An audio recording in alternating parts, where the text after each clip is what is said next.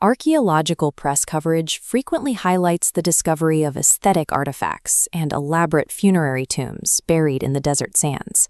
This focus obscures the actual mechanics of the site. Obsessing over the burial chambers facilitates a misunderstanding of how the capital functioned on a daily basis. The public imagination of Petra is dominated by these rock-cut facades, carved directly into the sheer cliff faces of the Jordanian desert. But the Nabataeans were civil engineers. Their expertise lay in harnessing the hostile geography of their environment. The city survived because of an empirically optimized network of fluid dynamics. The environmental baseline of Wadi Musa is a hyper-arid climate, subject to sudden, violent water surges capable of destroying settlements.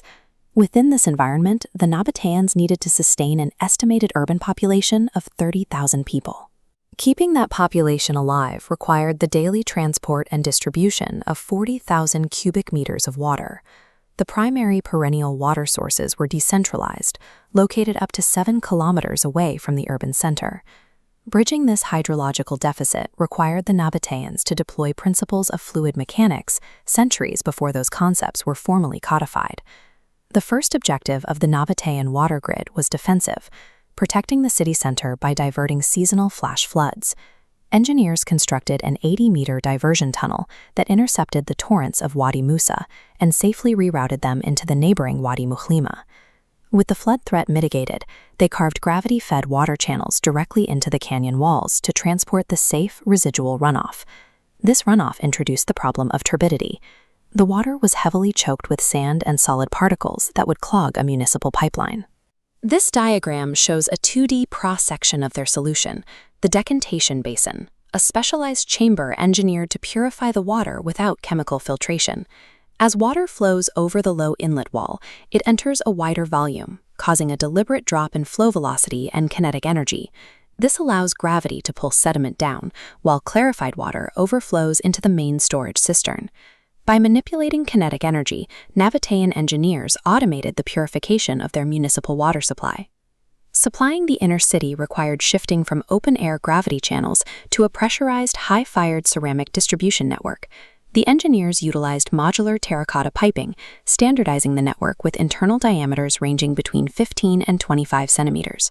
This cross-section shows a pipe segment engineered to utilize the Venturi effect, a reduction in fluid pressure that results when a fluid flows through a constricted section of a pipe. By narrowing the center of these segments, the Nabataeans manipulated internal water pressure and velocity. Furthermore, the inner walls were molded with sinusoidal undulations, wave-like patterns crafted to optimize total flow volume. They calculated the pipeline slopes to ensure water never fully filled the tube. Leaving a precise air gap at the top minimized friction loss against the ceramic walls. The topography required moving this water across deep valleys without losing its forward momentum. This animation illustrates the inverted siphon constructed at Ein Brock. Using thick ceramics and lead, they maintained a pressure head to drive the water down a slope and back up the other side without mechanical pumps. These pipe networks demonstrate a reliable, empirical method for managing fluid pressure across a variable topography. The engineering extended beyond the water grid into heat management systems, visible in public thermal baths like as Zontor. The foundational heat source was the prefernium, a large subterranean combustion hearth. This diagram reveals the hypocast architecture, a system of central heating that circulates hot air under the floor of a room. It features a suspended floor resting on grids of brick pillars, leaving an empty void. Thermal energy radiated from the hearth flooded this subterranean void and was absorbed into the thick materials of the floor above. The dense terracotta and mortar floor operated through thermal inertia, acting as a thermal battery that stored heat and released it slowly. This high thermal mass design allowed the baths to maintain a steady temperature long after the fire in the prefernium had died down. The hypocast was engineered to maximize fuel efficiency, a critical requirement in a timber-scarce desert environment. Heating the floor required evacuating toxic smoke from the hearth without suffocating the bathers. This cross-section shows the tubuli network. Tubuli are interlocking terracotta cavities built into the exterior walls and hidden behind the plaster. These vertical tubes pulled the smoke and hot gases upward.